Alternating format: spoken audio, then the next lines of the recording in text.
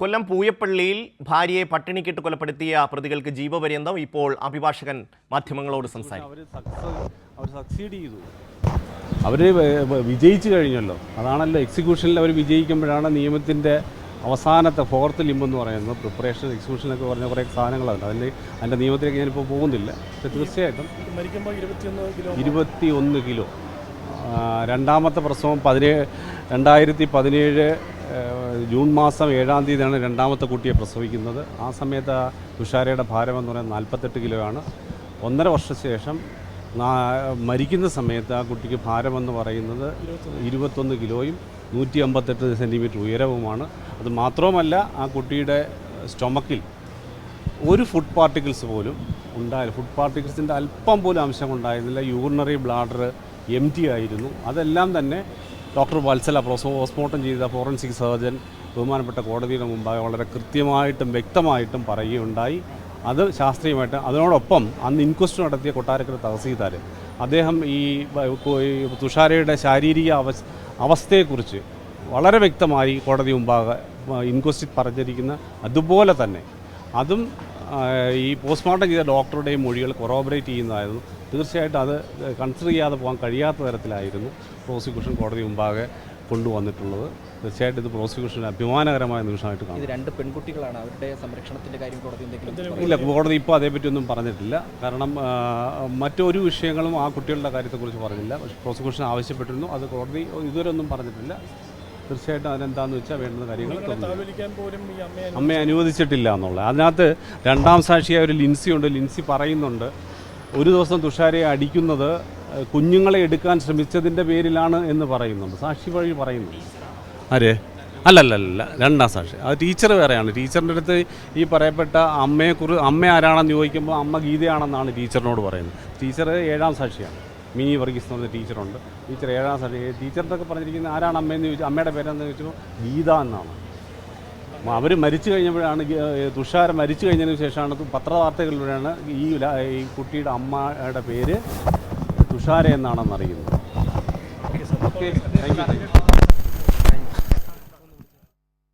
കൊല്ലം പൂയപ്പള്ളി തുഷാര വധക്കേസിൽ പ്രതികളായ ഭർത്താവിനും ഭർതൃമാതാവിനും ജീവപര്യന്തം ശിക്ഷ. തുഷാരയെ പട്ടിണിക്കിട്ട് കൊലപ്പെടുത്തിയെന്നായിരുന്നു കേസ്. കൊല്ലപ്പെട്ട തുഷാരയുടെ ഭർത്താവ് ചന്തുലാൽ, ഇയാളുടെ മാതാവ് ഗീത എന്നിവർക്കാണ് ജീവപര്യന്തം. വെല്ലുവിളി എന്ന് പറഞ്ഞാൽ ഇത് പൂയപ്പള്ളി സ്റ്റേഷനിൽ നിന്ന് റിപ്പോർട്ട് ചെയ്ത കേസാണ്. ആ കേസ് റിപ്പോർട്ട് ചെയ്യുന്നത് ഒരു 174 CRPC പ്രകാരമുള്ളൊരു കേസിൻ്റെ ലാഘവത്തോടെയാണ് ഇതിനകത്ത് ആദ്യം വന്നത്.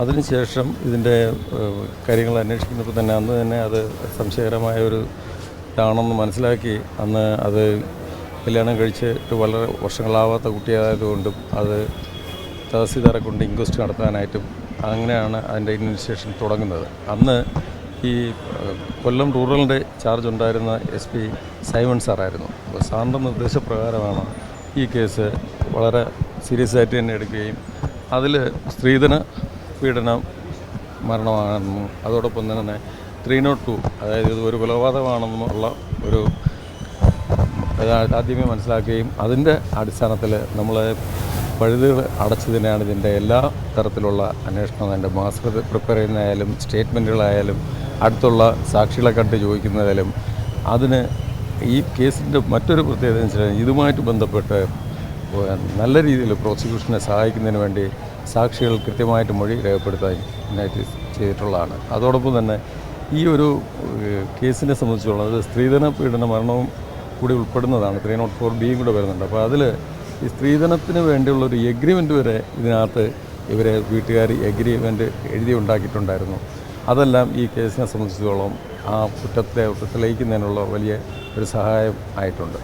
അതോടൊപ്പം തന്നെ ഇതിൻ്റെ ഇൻവെസ്റ്റിഗേഷനുമായിട്ട് ബന്ധപ്പെട്ട് അന്നത്തെ പൂയപ്പള്ളി CI ആയിരുന്നുള്ള പ്രവീൺ, അതോടൊപ്പം തന്നെ എൻ്റെ ഓഫീസിലുള്ള സ്റ്റാഫുകൾ ബാലചന്ദ്രൻ, അങ്ങനെ നമ്മുടെ കുറേ ഓഫീസിലെ സ്റ്റാഫ് എല്ലാവരും ഉണ്ട്. എല്ലാവരും ഇതിനകത്ത് വളരെ കൃത്യമായിട്ടുള്ളൊരു ഫോളോ അപ്പ് നടത്തി അന്വേഷണം നടത്തിയാണ് ഈ കേസ് ഇങ്ങനെ ഒരു വിജയത്തിലോട്ട് എത്താൻ കഴിഞ്ഞിട്ടുള്ളത്. അതോടൊപ്പം തന്നെ ഇതിൻ്റെ പ്രോസിക്യൂഷൻ സമയം എന്ന് പറയുന്നപ്പോഴത്തേക്ക് ഇതിൻ്റെ പബ്ലിക് പ്രോസിക്യൂട്ടറായിട്ടുള്ള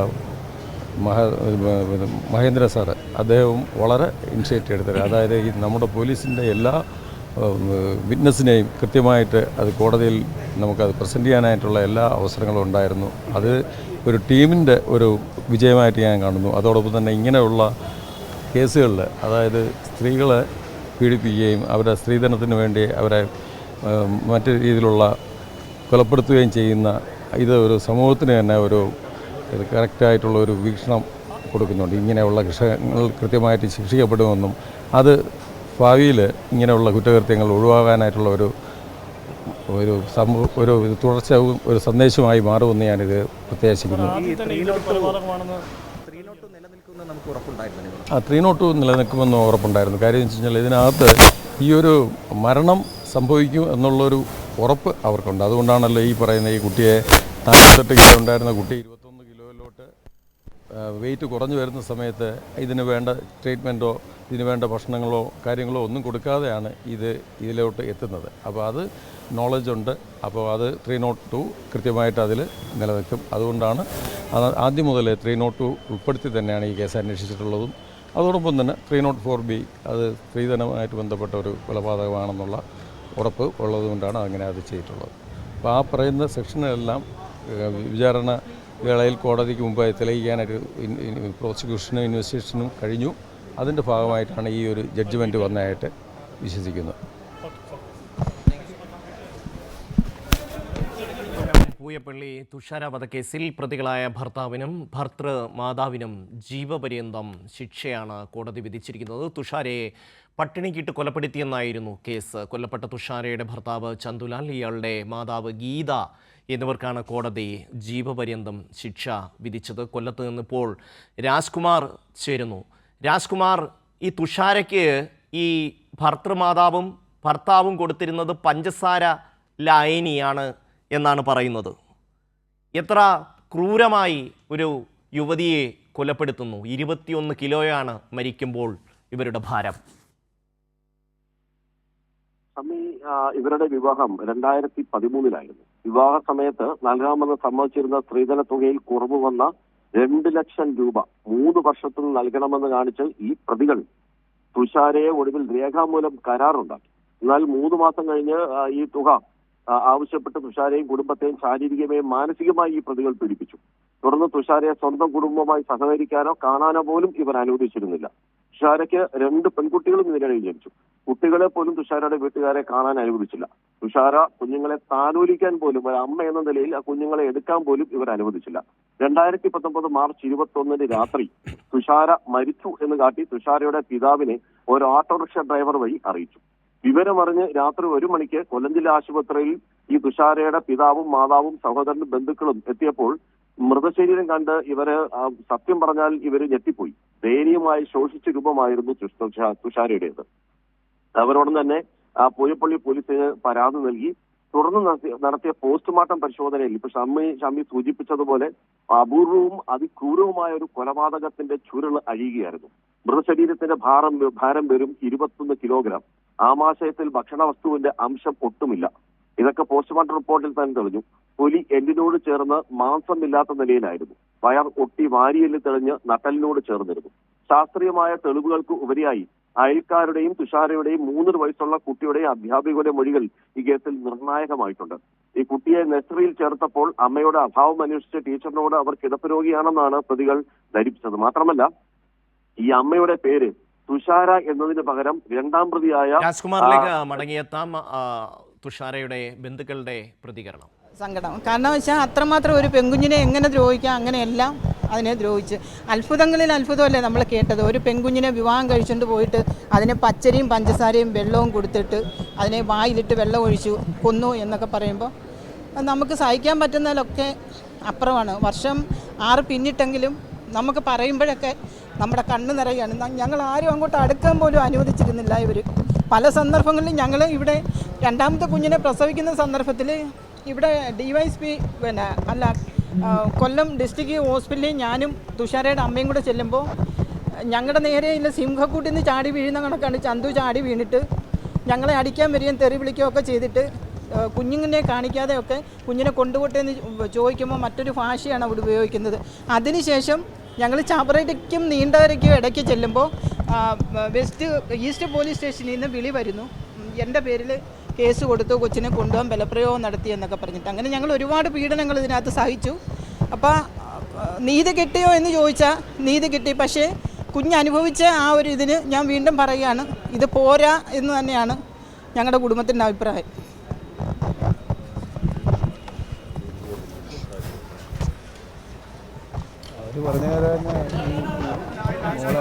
രാജ്കുമാർ തുടരാം.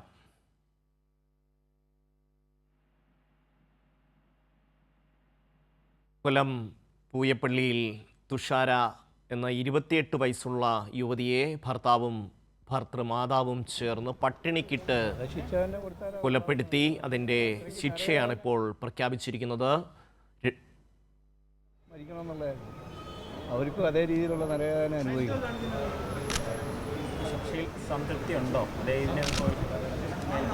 സംതൃപ്തനാണ്, അതിന് കുഴപ്പമില്ല. പക്ഷേ അതിനെല്ലാം എൻ്റെ മകൾ അനുഭവിച്ചതിന് പോരാ എന്നുള്ളതാണ്.